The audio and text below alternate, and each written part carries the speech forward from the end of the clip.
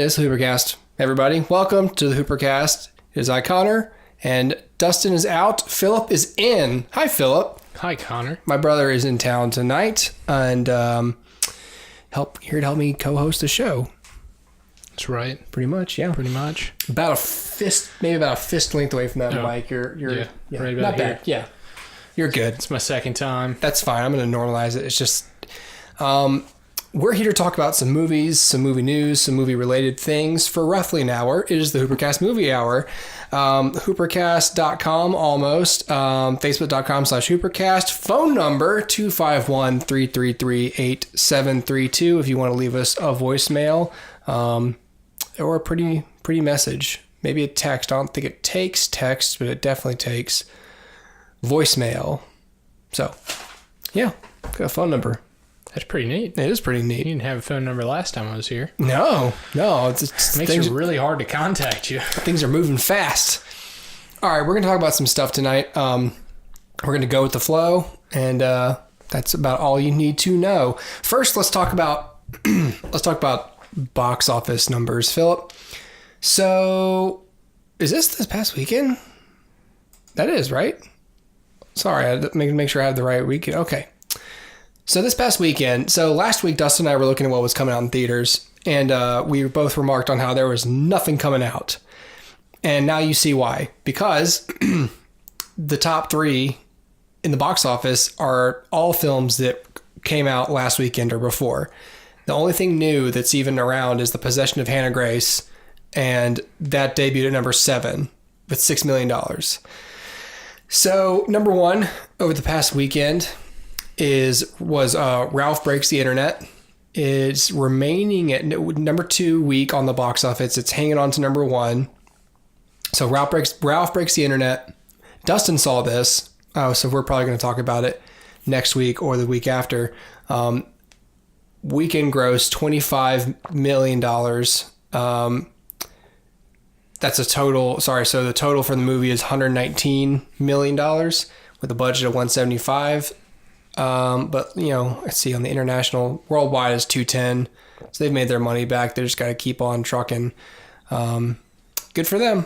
It looked okay to me. I'm anxious to hear what Dustin says about it, but, have you seen this film? I haven't. I was interested in it because I saw Wreck-It Ralph, but Yeah, Wreck-It Ralph is good. Yeah, Wreck-It Ralph is. And different and pretty original, but, Ralph Breaks the Internet came off to me not like a cash grab, but it seemed a whole lot like the Emoji Movie.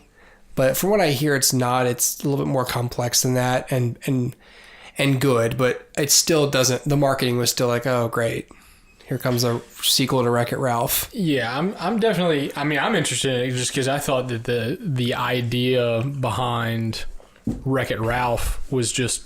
But even before I saw the movie, I just remember thinking, that's really cool that somebody thought of. That somebody, what if these game characters were real and all this kind of stuff. And so I'm curious to see how they sort of apply the same line of thought to the internet and, what things were there. So I'll watch it at some point. Yeah. Well, $25 million for second week at number 1. So congratulations to Disney and Buena Vista Studios. And Ralph, because he's real. Yeah, there we go. Coming in at number 2, actually up. Wait a minute. Yeah, comes up. So, I forgot what Dustin said. Oh, you know what? I actually remember what Dustin said last week. That doesn't happen a lot. So at number 2 this week is Dr. Seuss's The Grinch, which came up. It was number 3 last week. This is its 4th week in the box office. It's 4th week in there, and it creeped back up to number 2. That doesn't really happen all the time with movies going back up the charts. So it nudged out Creed 2. Creed 2 was number 2 last week, so they switched spots. Creed 2 this is its second week in theaters. So Creed 2 made $16 million, just short of 17. Dr. Seuss made $17.9 million, just shy of $18 million. And so that's a total gross of $80 million for Creed 2 for its $50 million budget, which is really good. The Grinch, however, 4 weeks in the box office, total gross of $203 million with a budget of only $75 million, which is good. And worldwide, it's made $271. So, so what's the deal? You ask, why is Dr. Seuss jumping back up over Creed 2? Is that because Creed 2 sucks? Is that what's going on?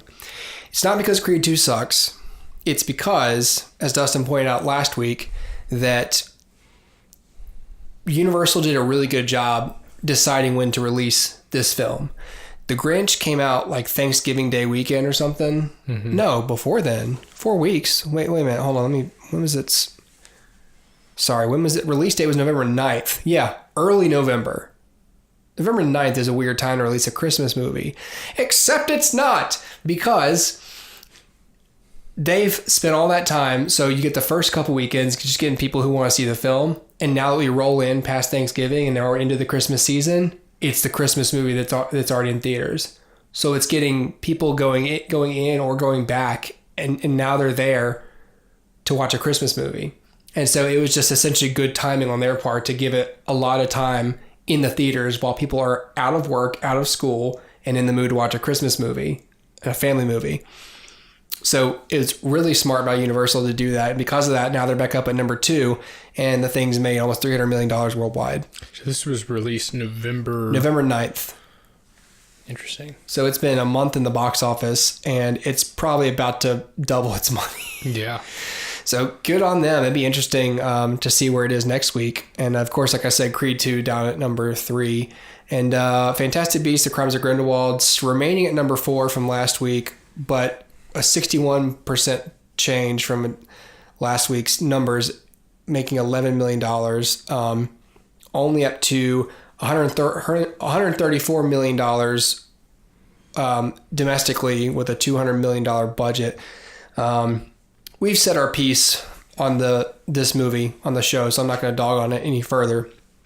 But I'll just say that's what happens when you put the brand labeling of a franchise above and, what am I trying to say? You're putting that before the story, the characters, and the film. So, yeah. Okay. So, what might affect these films next week in the theaters, you might ask? Let's see. My answer, once again, is probably nothing. Because I'm looking at what's in theaters now. You've got the Schindler's List 25th anniversary. I don't think that's going to be gangbusters at the box office. Considering Schindler's List is... I just saw this today. That's the only reason I know this. Schindler's List is on Netflix. So if you have a hankering to watch Schindler's List... Yeah. If you're just in the mood for Schindler's List, just go on... Go to Netflix. Well, it's funny because I've seen it on Netflix. I never saw the movie, and I've never seen Schindler's List.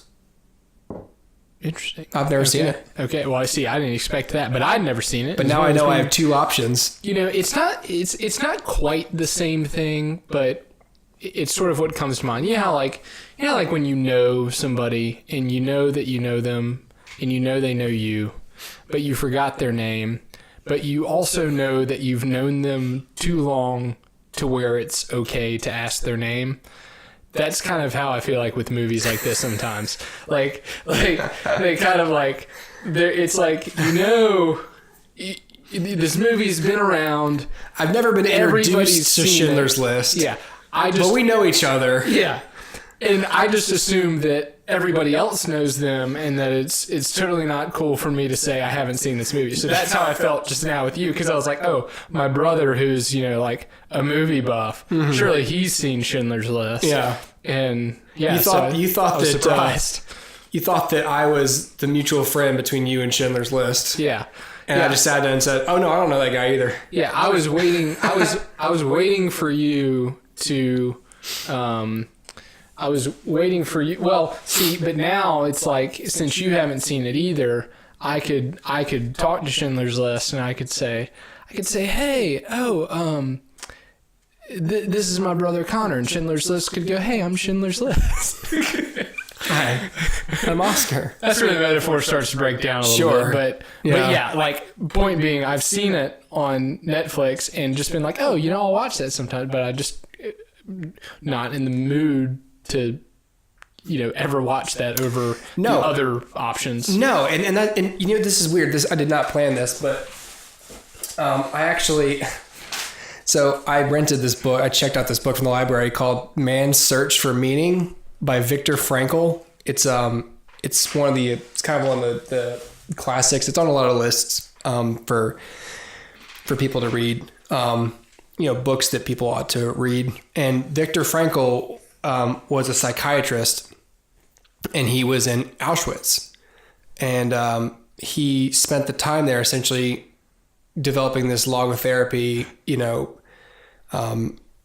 approach to psychology, whereas there was 2 pillars of psychology or 3 pillars of psychology or something, where like one of them was man's search for pleasure, which is Freud, man's search for power, man's pursuit of power, which is a different essentially like what drives the psychology of human beings. Mm-hmm. So Freud, of course, is pleasure. Everything's about your mom or sex. That's Freud. There's man's search for power. Everything's about gaining the upper hand. And then logotherapy was man's search for meaning, which was, this higher idea of like a man, a person, but mankind. Mankind wants to belong. Mankind wants, strives for a higher ideal, a purpose, a reason for being. Anyways, the book is sort of split into 2 parts. Half of it is this accounting of what it's like to be in the Nazi death camps, which, spoiler alert, it's horrible. And the other half is essentially the logotherapy part about, just talking about psychology and these higher, ideas and stuff. So it's, the thing about it is I don't know why I'm reviewing this book, but the book was written, in like when was this first published, actually? Have you heard of this book before? Yeah, it's actually my friend Julian. It's like one of his favorite books. Like 1959 was the first publication date I have for this book. And it's one of those things where it's like I read it and I go, okay, I sort of know this. And it's not the book's fault or anything. It's just one of those like, yeah, but like in 59, people didn't really, outside of like philosophy and probably university discussions, people didn't just sit down and talk about that kind of stuff. Yeah. And especially in relation. So it's for that book to come out from a guy who, almost died, in the Holocaust, that's certainly something interesting. So this all relates back to Schindler's List, obviously, because it covers the same time period, the same, it's the Holocaust. It's a bunch of people trying to survive Nazi Germany and Poland.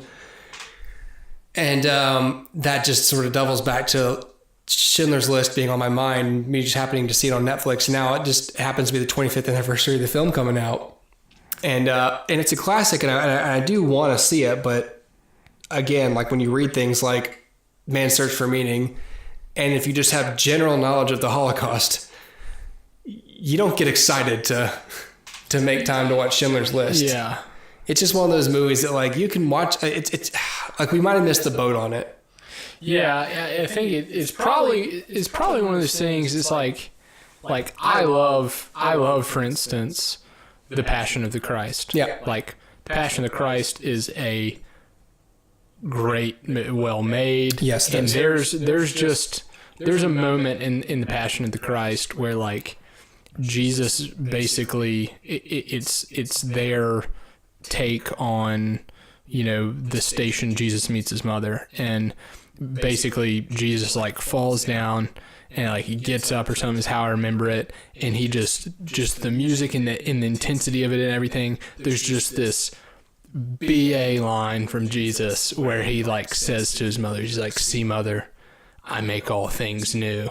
And like, anyway, get chills at that part. Love that part. But I don't just watch The Passion of the Christ for, I've probably seen it 3 times. Mm-hmm. And so it's like But The Passion of the Christ is great for a time of year. It's a good thing to watch on Good Friday. Yeah. Get you, but I don't know if there's and I'm probably blatantly ignoring some actual holiday that exists for this, but I don't know if there's sort of a memorial particular day where it'd be all right, a great way to commemorate this day would be to watch Schindler's List. Yeah, it's every year I watch United 93 on 9/11.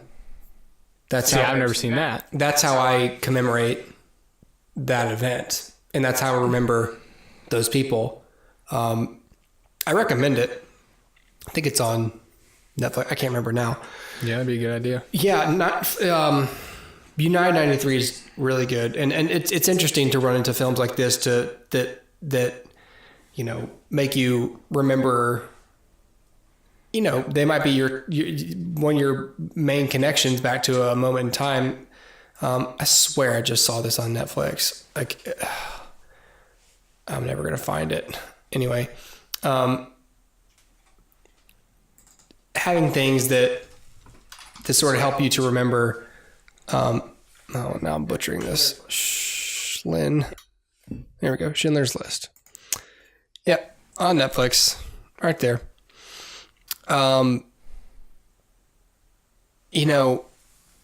It's in black. I think I knew that, but I'd forgotten that it was in black and white. But yeah, this one movie, it says won 7 Oscars, including Best Picture, Best Director, Best Writing. So this thing has everything going for it, yet just its general subject matter, it makes you want to go, okay, I'm not sure I want to sit down and watch this, but yeah, I definitely want to watch a well-made film, so I'm going to have to make time for this at some point. And it's the 25th anniversary of it. It's a good as year as any to watch this movie, so. I didn't realize Liam Neeson was in it. Yep, Liam Neeson's the main character. Oscar Schindler, he's the titular character. Oh, wow. Yep. Yeah. Anyway, so that's playing in theaters. I guess it's gonna have a theatrical run. I'm not sure that this is in Mobile, but like I said, this is on Netflix, so you don't really have to go out to the theaters to. Yeah, what's different about it? They just touched it up a little bit and stuff like that. It's probably remastered or something, but I would imagine the Netflix version also is. I don't know. Yeah. I mean, I don't know. Yeah, nothing else that's out in theaters looks remotely like it. I've heard of Vox Lux. I don't even know what this is about. I think this is who's the director? Brady Corbett. Okay, so I don't even know who the director is. Okay, so I don't know anything about this movie. Great. All right, well, forget it then. It's got an 85 on Rotten Tomatoes. Good for it. Yeah, man, but nothing else playing is interesting me. I mean, they're swimming with men. Swimming with men. Let's see what this is about. Yeah. I mean, I've swum with men before. Seems like it's I'm guessing synchronized swimming. Let's see who the director is first. Oliver Parker. Don't know you. Synchronized swimming. Aha, ding, ding, ding. Nice. Accountant Eric is simply treading water. When he discovers a newfound sense of purpose thanks to an unexpected source, a group of similarly stuck-in-a-rut guys who have found camaraderie and self-worth through synchronized swimming. Great. Sounds like I could have skipped a lot of steps if I'd found that these past 4 or 5 months. When they put it on a silver platter like that for you. Yeah. Actually, there's Mary Queen of Scots that's out, and this is that Saoirse Ronan playing, Mary Queen of Scots. Well, I like Saoirse. Directed by Josie Rourke, stars Saoirse Ronan, Margot Robbie, David Tennant, Jack Lowden, Guy Pearce, a bunch of other folks. Okay, that's a good cast for sure, especially these three. That might be something to explore. You know, that's starting to. I feel like in interviews after Lady Bird, like she was already filming this and mentioned it, and I remember thinking, oh, that'd be super cool, because I think Mary Queen of Scots, I think she's a saint. I think Mary Queen of Scotland is a thing. So they brought it up in like her interview, in Saoirse's interview, which totally threw me off because I didn't know that she was Irish until. Oh yeah. You know, her name's Saoirse Ronan. Yeah, but before the interview, I thought her name was Saoirse or something. No, yeah, a lot of people thought that. Saoirse Ronan's had a great career. I mean, a lot of people saw her first in Saoirse. God, what's the name of the movie? With Keira Knightley and James McAvoy. Atonement. Oh, okay. Yeah, Atonement. She was the little sister in that who finds the dirty letter, and all of it starts because of her. And then I saw her again in The Lovely Bones. And then there was something before Lady Bird that Saoirse Ronan's been in a number of really notable films. She's had a pretty startling record as an actress. I found out today too. I was watching an interview with her and Margot Robbie. Saoirse Ronan's someone had asked, like, it was like some Google question. They were like, does Saoirse Ronan is she, I don't know, I can't remember if the thing was, is she American? Because it must have been like her accent, because her American accent's really good. And she had said, technically I was born here, so I actually am like a natural born American citizen. It's just I'm Irish, like my family's Irish. Yeah. It's like, oh, that's interesting. And I don't know if she did this just for Lady Bird, just for that character, but her English is just very, like, she doesn't talk super fast. She enunciates very well in her English, and I'm sure it's part of what helps round out the accent, Yeah, I don't know. I mean, I am not a dialect coach, but I always thought, like, when it came to people like Colin Farrell, that being Irish, it was easier to make the leap from Irish to American accent than other things, because at least in Irish, their R's are still very prominent, whereas like Brits, like Londoners who come over and be American, and they used to letting go their R's and drinking their tea and reading, the magazines, like, for them to suddenly, instead of saying like, I went out into the yard, for them to have to go, we have to go out to the yard, like, to actually just make those R's from scratch. Whereas in Ireland, it's like, we got to go out to the yard.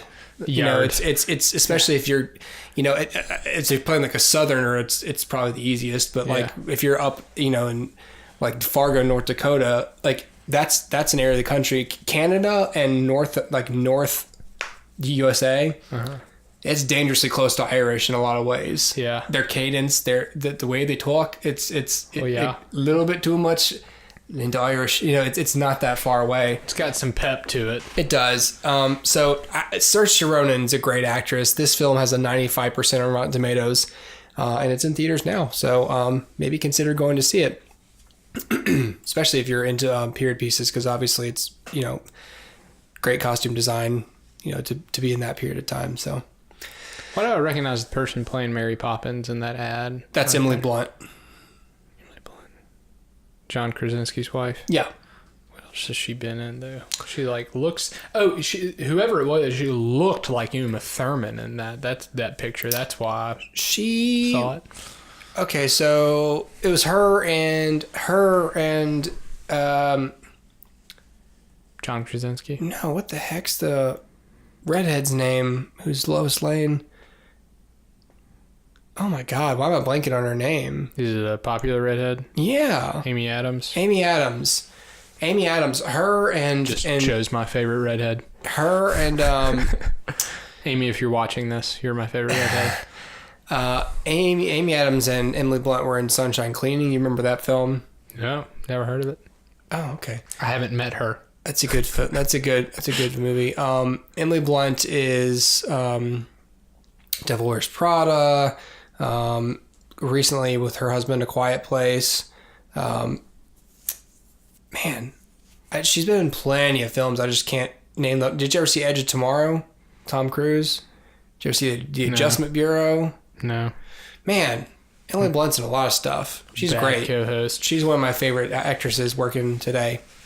Wow. Okay. Well, anyway, have to check out some Emily Blunt movies. Emily Blunt's great. Stop watching my Amy Adams movies and.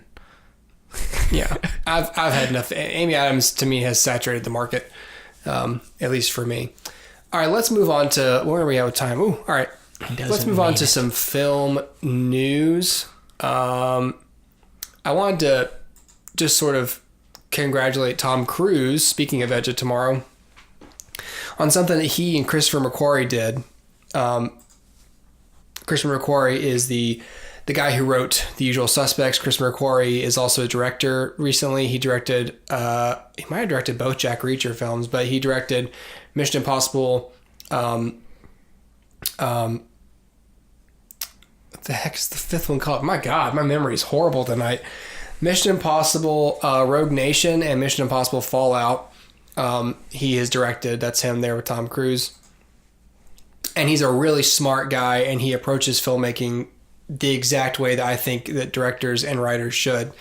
And he's a frequent collaborator with Tom Cruise. These two are a couple of my favorite people working in the industry today. So I've talked about on the show before, and others and people in the industry have, about motion smoothing on televisions. I've bugged people in my personal life about this. I remember James Gunn was sort of trying to get this going like a couple of years ago. And then other directors were like wanting to assist with it. But now, so Tom Cruise and Chris McQuarrie have gotten involved, and I don't think they're going to stop. They released this video on Twitter if you follow me on Twitter, Connor_Dempsey, I think is my name. I think. Yep, at Connor_Dempsey. So I retweeted this, and it is Tom Cruise saying, I'm going to talk to you about the best way to watch Mission Impossible Fallout. So if I can, let me play a little bit of this for you guys just so you can hear it. Hi, I'm Tom Cruise, obviously. And I'm Chris McQuarrie, obviously. And we're talking to you from the set of Top Gun Maverick. We're very proud to present Mission Impossible Fallout, and we want you to enjoy it to the fullest possible effect, just as you would in a theater. To that end, we'd like a moment of your time to talk to you about video interpolation. Video interpolation, or motion smoothing, is a digital effect on most high-definition televisions and is intended to reduce motion blur in sporting events and other high-definition programming. The unfortunate side effect is that it makes most movies look like they were shot on high-speed video rather than film.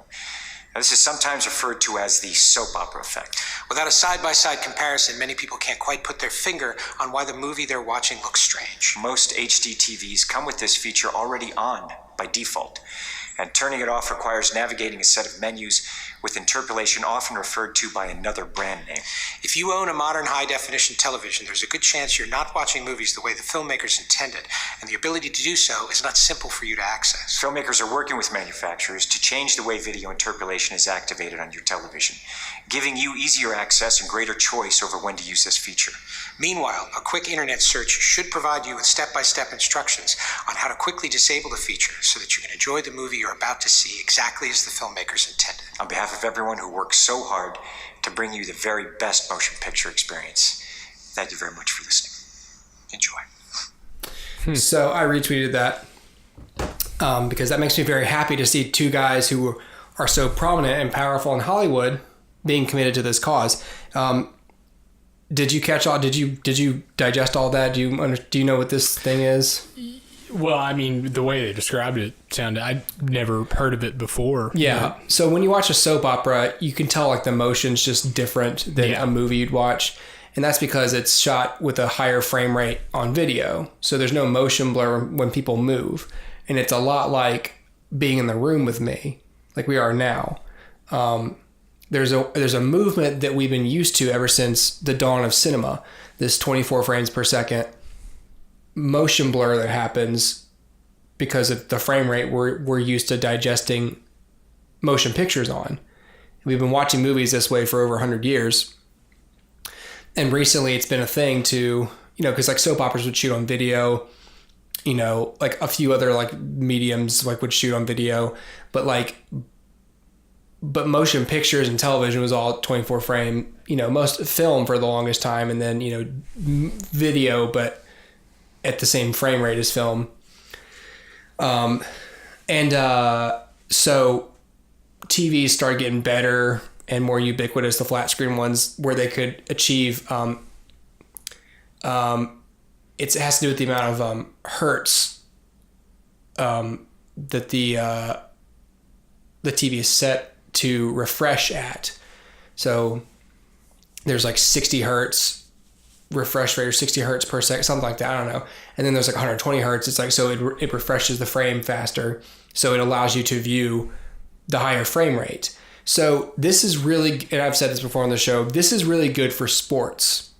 If you're watching football, motion interpolation, or, you know, the smooth motion plus, as it's called on my TV, like they said, it's referred to as a different name on every TV brand. So it's not even as simple as saying, go into settings and turn this off, because you don't even know what it might be called. Westinghouse calls it something else. Sony calls it something else. Samsung does. They all, Insignia, Vizio, they all have different names for what this is. So, and they turn it on by default. I don't know why, because most things you watch on a TV are better without it. And so the movement is essentially, there's people in the industry now reaching out to the manufacturers and going, hey, here's why you need to just turn this off. Make the default off. If people, because most people don't even know what it is. If there was a setting on your TV that, I can't even think of a good analogy, but the point is, if you don't know what something is, you probably don't want to use it. Yeah. So, and so you don't even know that it's on for you to go turn off, but you just know this thing looks strange. So what this pretty much is them going to the manufacturer and going, will you just make that off? And then people who know what it is and want it know where to find it and know how to turn it on. But like James Gunn was saying, he was at his parents' house and he was like, what's wrong with y'all's TV? And he went into the settings and realized that thing was on. And he was like, my parents don't know to look for something like that. So I'm glad they're getting behind this, because it bothers me. I saw Back to the Future with that thing on. It sucked. It looked horrible. You could just, you can see everything. Like it's easier to spot like a camera shake or a dolly shake when the frame rate's, because there's no blur. It conceals a little bit of shake if there's motion blur like you're used to. It just felt cheap. It made everything feel cheap all of a sudden. It was weird. So it's on because it makes things like sports look better, but it makes everything else look like a soap opera. Yeah, because it's not meant to be viewed at that frame rate. Why did soap operas just... Cheap. Video is cheaper. It's cheaper than film to shoot. Okay. So it's cheaper to see more distinct movement. It's just, it's a creative choice, but it's also like, I'm not entirely sure. If Dustin were here, he'd be able to explain that. Yeah. But essentially video was just cheaper, and only recently has video caught up to how good film looks. Film captures a better image, but now you got HD video that can capture a really good image. It's just the sets and the lighting is often cheap on soap operas. And one of the reasons it looks that way is because of the video it's shot on. If you shot that on film, it would soften everything a little bit. You could get some deeper focus, and it would sort of conceal that, make it look a little bit more cinematic. But video, at least, with soap operas, it just added to the cheapness feeling of it. And so to watch a movie like Back to the Future and feel that feeling feels weird. And lots of people buy TVs and they don't even know that this thing is on. So it takes people who are either in the industry, or you're like me, where you just go, what's wrong with this? Something's wrong with this. So anyway, good on Christopher McQuarrie and Tom Cruise for putting that out. And so other directors retweeted them, like Rian Johnson, and a couple other directors were like, I'm with you on this, and it was cool. I don't know that there's actually that much more other film news. Sorry. I still never saw A Star Is Born. I want to see that. It's good. By the time this episode is out, we're probably going to have an Infinity War or an Avengers 4 trailer out. I think that they were supposed to have one to win on Wednesday, but I keep reading that now it's going to be the 7th because I think it had something to do with George Bush's death. I think they were probably like, well, we're not going to drop this big trailer and take national attention away from, a dead president. So they're going to wait till Friday to release it. So I am eagerly awaiting that. So I'll record a little something after I see it and put that out. But that's, so if you're watching this Friday and you're wondering why we're not talking about this trailer, it's because it's Wednesday right now and it hasn't happened yet. So, okay, where are we at now? Just a couple of things to recommend for people to watch, in case you don't want to see any of those awesome movies in theaters, or you don't want to watch Schindler's List. There's a few things I saw recently that I can softly recommend. I'm watching a lot of comedy specials lately. I can listen to them while I do other things. I tend to watch them when I'm in a pinch. And so there's a few that I watched recently. Not this one, not Russell Brand's. I plan to. This dropped like a couple days ago, so I didn't even know that was out there. But man, what did I watch? So is it gonna list it? So I watched a little bit of this Degenerate special. I didn't watch.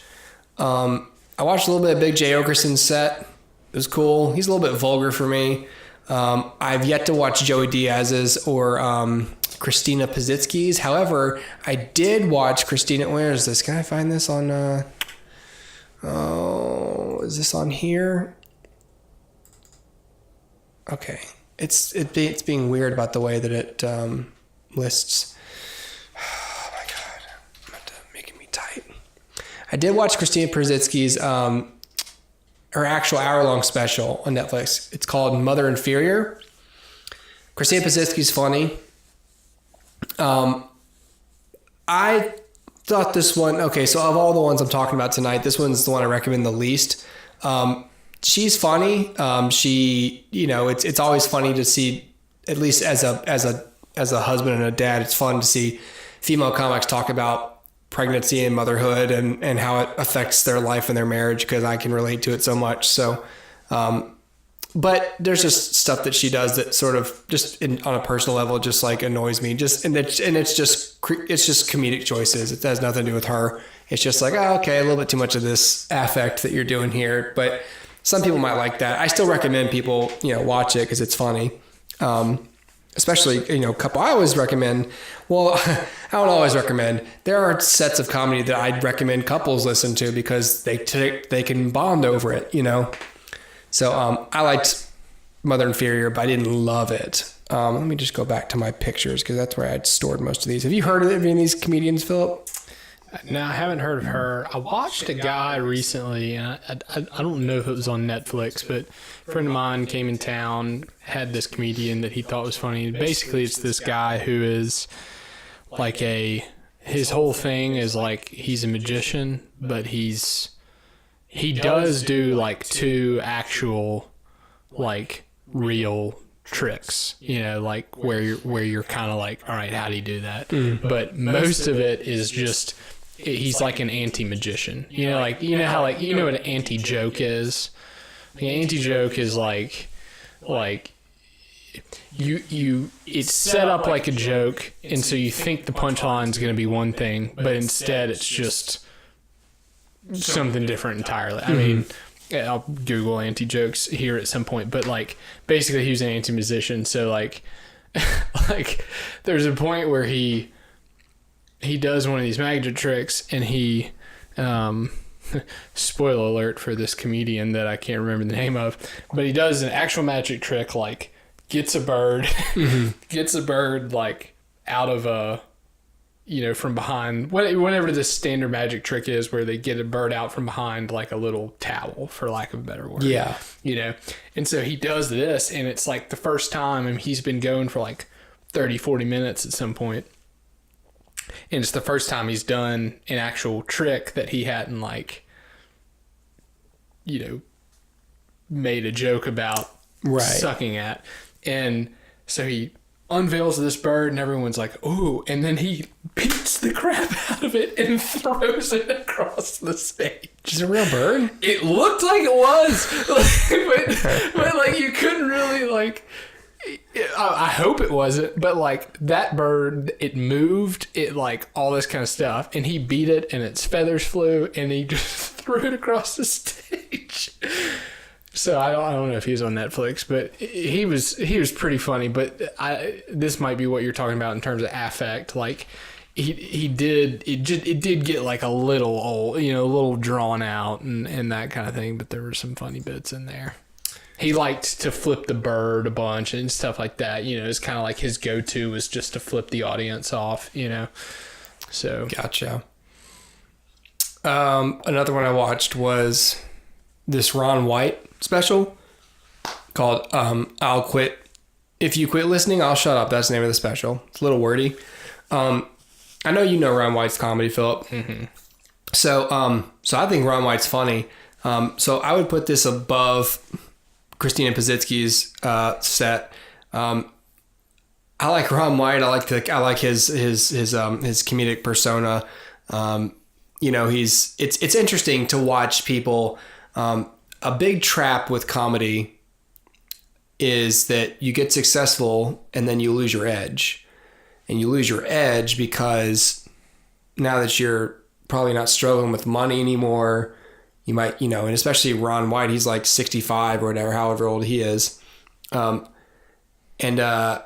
he's, wealthy and stuff. So where you're like, what are your jokes going to be about? Like not being able to find the butler, like, that it can be tough to remain relatable to people.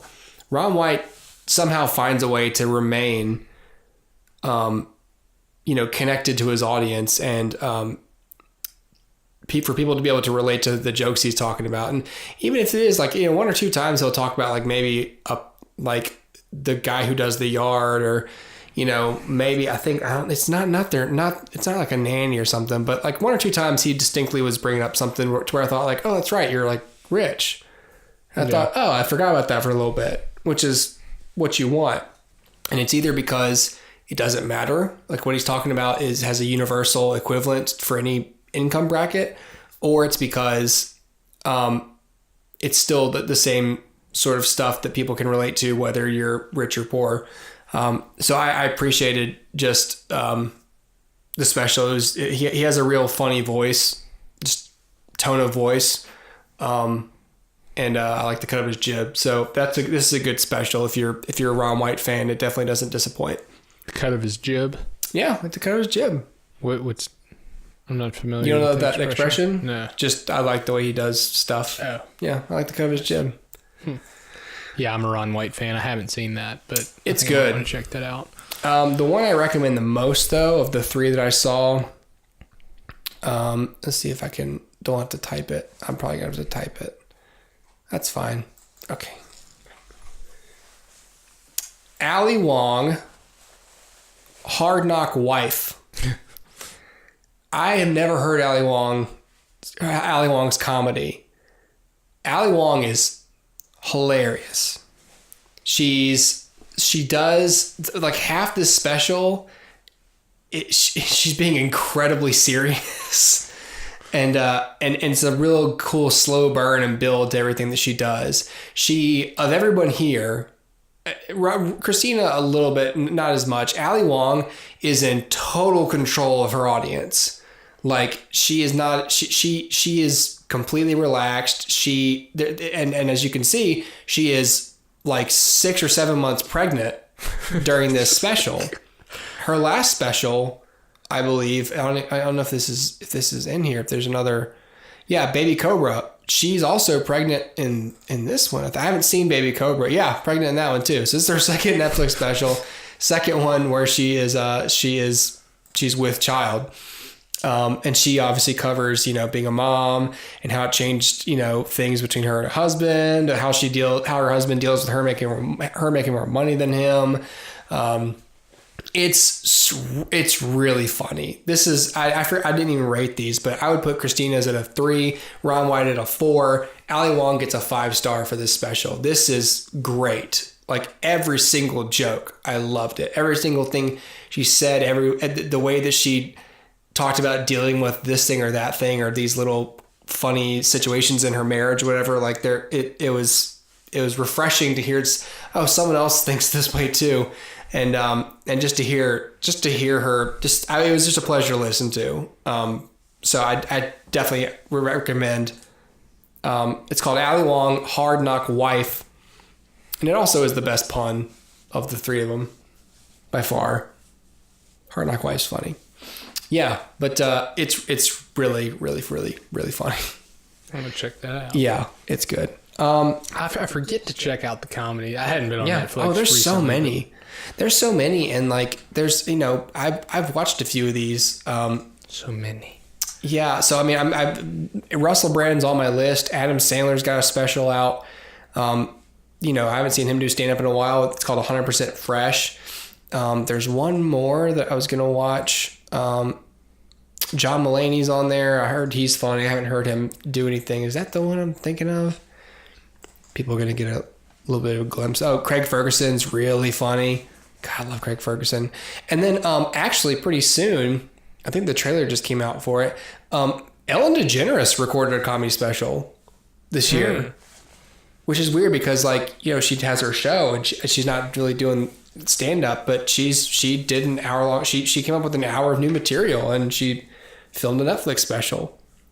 I'm really anxious to see it. Yeah. Ellen DeGeneres is funny and it's be really weird to see her on stage, like not being a host, Yeah. So I can't remember the name of that one, but when that comes out, I'm going to be checking that out for sure. One more thing I wanted to cover. It is on Netflix, Philip, $9.93. Oh, sweet. Yeah. It'd be like my Netflix minor. Yeah. So I want to talk about Daredevil. Daredevil, I just finished the third season. Third season came out probably a couple months ago. And Dustin and I have talked about all the seasons of Daredevil and these Netflix, Marvel shows. And I think I had mentioned that Daredevil, if I hadn't said it before, I'll say it now, that Daredevil, I think, is my favorite of all of them. Iron Fist is obviously, I hated it. Luke Cage was good the first season. Jessica Jones was a great first season, really great.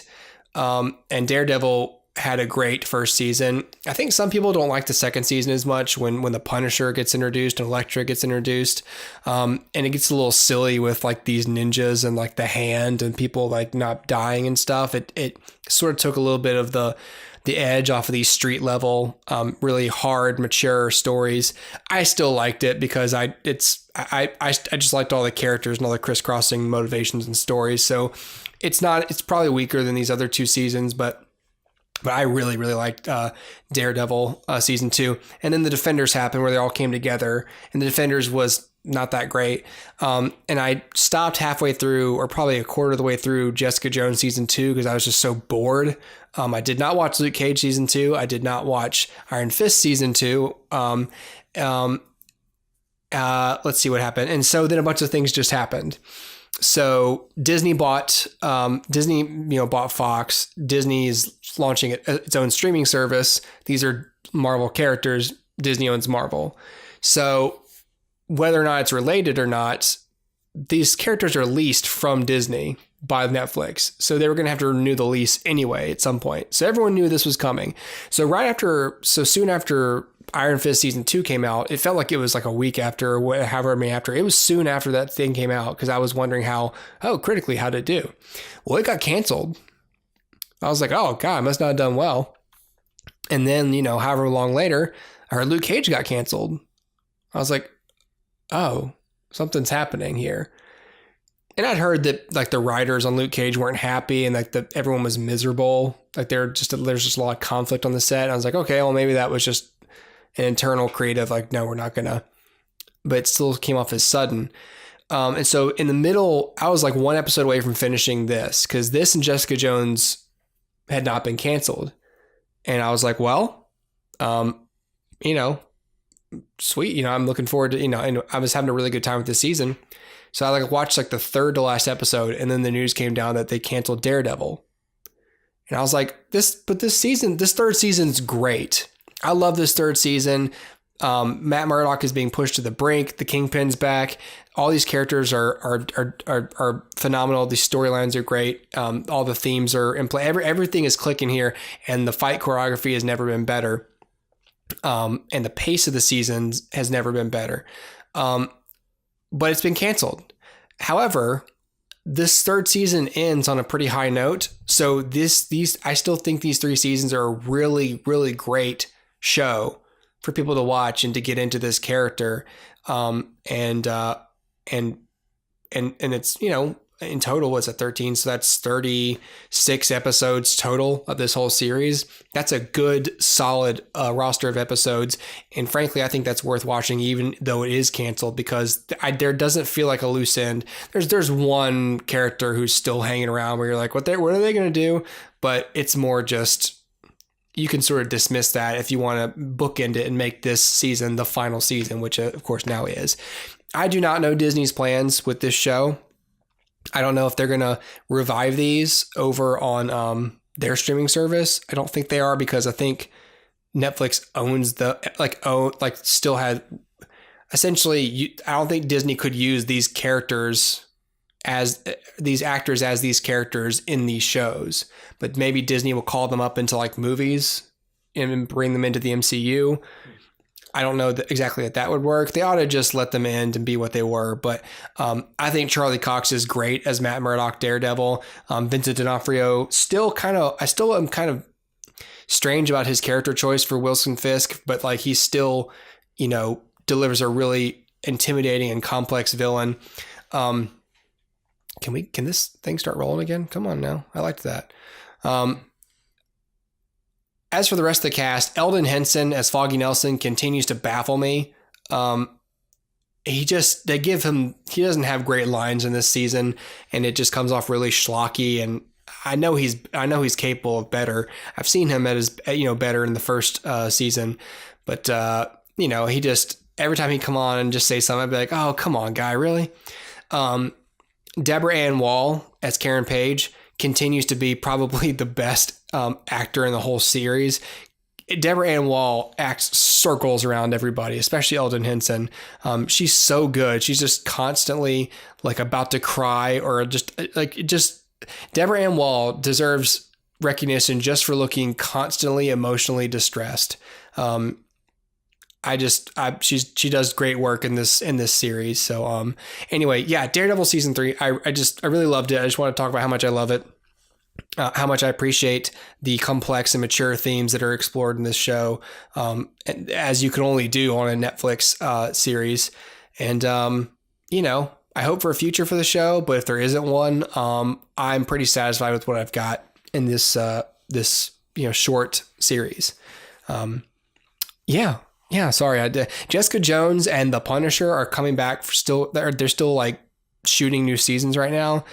But you can bet probably after those come out that they'll be canceled too.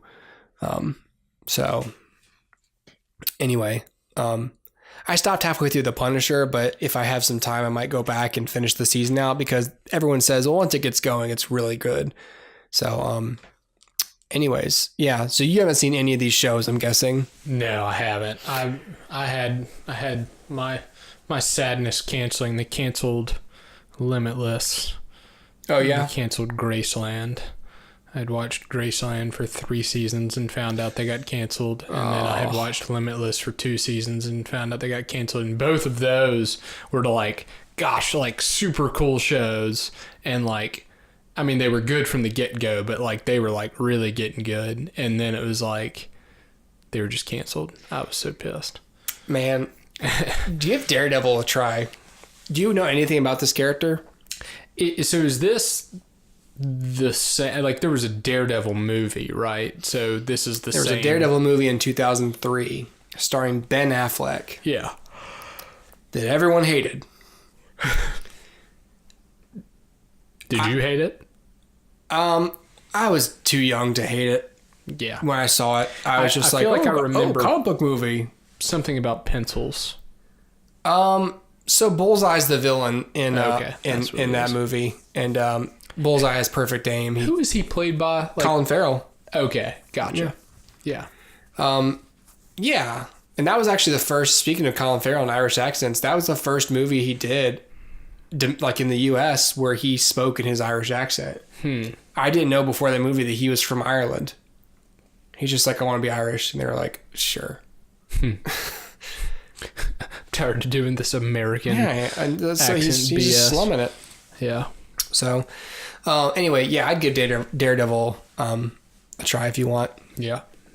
I think the first thing I'm going to watch is that comedy special with pregnant lady. Ali Wong? Oh, yeah, it's really funny. Is that it? That might be it. That's all I really have on the list. Next week, Dustin will be back. I'm hoping to talk about the Ballad of Buster Scruggs, which you saw. I did. Real quick, just for in on that episode. Just a black and white question. Just don't go into it. But would you give it a thumbs up or a thumbs down? Thumbs up. Okay. So do you want to come back next week and talk about Buster Scruggs? Yeah. You'd be here Wednesday? Yeah. Yeah? Yeah. Okay. So maybe next week Philip will be back talking with me and Dustin about Buster Scruggs. And yeah. Well yeah. Dad and I watched it. You know, who knows? Maybe even Dad wanted to yeah. Or Dad be like offset. He'd probably just enjoy the conversation about it. But sure. You know. Well, yeah, we'll figure that out for sure. I'm just kidding. I don't think Dad will actually want to. Well, he's invited if he wants to come. We did watch it. We took it in. Our dad's a real big Coen Brothers fan. For people who don't know that, so I'm sure if there's any episode he'd like to sit in on, it'd be discussion about that one. So yeah, okay, cool. Well, that's it. That's going to be it for the show. We'll just go ahead and wrap it up there. Is there anything else? I can't remember if there's anything else I wanted to cover. I don't think there is. I don't think there is either. No. Yeah, I'm watching some stuff, but I'm mostly just catching up on Daredevil, and I think I've got a couple of... I'm going to knock out a movie pretty soon here on Netflix. I think... where's my list? Check on Netflix list. I had these all sort of arranged, but this the thing is different. The order they put them in is between my phone and... Oh, what's up here? Okay, see, this is all... forget it. Let me just look on my phone just to give you guys a heads up. I mean, I'm going to watch The Ballad of Buster Scruggs. That might be my movie. And I'm going to start a show. I don't know what it is. I might just get back on Meat Eater and continue with shows I did already start. But yeah, next week, unless Dustin has to work again, we're definitely talking about The Ballad of Buster Scruggs, which is on Netflix. So if you want to watch it and hear us talk about it, go watch it right now on Netflix. If you want to hear us talk about it first, then fine. Wait till next week. We'll have an answer for you about whether or not we think you should watch it. Looks like the early reviews are yes. But I can't say for sure until I see it. So, and I'm very nitpicky about what you should watch. And the reason I was talking to Terry about this the other night, I said the reason I do that is because one, I was taught to think that way. And two, it really helps me convince myself not to waste time on something. Because now, like, my time is so limited to watch stuff. That's part of what makes me critical is if I convince myself it's great, or if I tell you it's great, then in my mind I'm going, well, or if someone tells me it's great, like I treat other people like they're me, which is like a classic psychological thing that people do.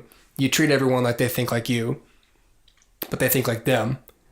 But the way when I see my audience full of me, I'm telling them like, I really want you to realize that this is not a must see. I know your time is short, and so I'm not going to tell you something's great unless I really think you should see it. So I'm often critical of stuff just so I don't feel on the hook for telling people to watch something that they might not like. Mm-hmm. That pretty much is how this show is. So Dustin and I are both critical enough of stuff, but we're pretty honest when we like something just for guilty pleasure reasons. Mm-hmm. But like, so when I see Buster Scruggs, if I have complaints or nitpicks, I'm sure I'll talk about them, but none of them will matter to people who just want to see a good movie. Probably. Yeah. That's just the way critical analysis is. So. Yeah, I enjoyed it very much. Right. Well, we'll talk about it next week. Okay, well, thanks everyone. Stay tuned. Let's see. Well, actually, it's Friday now, so I might have a bonus episode coming up tonight for the Avengers trailer, if it's happened. If not, you can expect that on Monday probably, if I have my thoughts on it, because I'm definitely going to watch it.